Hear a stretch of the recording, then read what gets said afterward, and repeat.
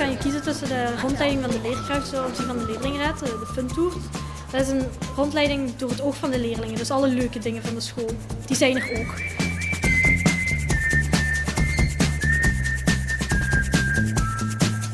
Ik vind het leuk aan deze school omdat je veel verschillende richtingen toch wel hebt. Ik volg de sportafdeling omdat ik veel sport doe.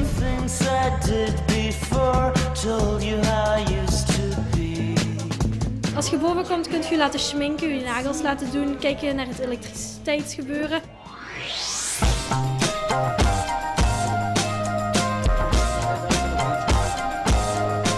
Er zijn heel wat knelpuntberoepen waar men te weinig technici heeft. Er zijn heel wat vacatures die ze niet ingevuld krijgen. En heel belangrijk is ook de innovatie waar men continu mee bezig is.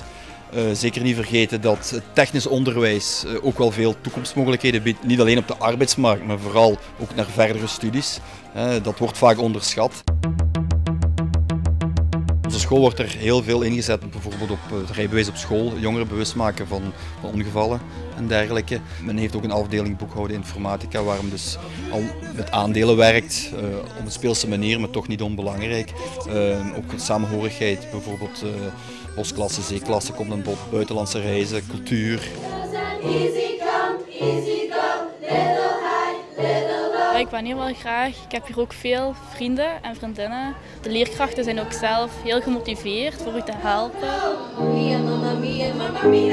Je moet ook met goesting naar school gaan. En ik vind de Campus Plinius vind ik wel uitstekend. Hier wordt toch wel de puntjes op de i gezet.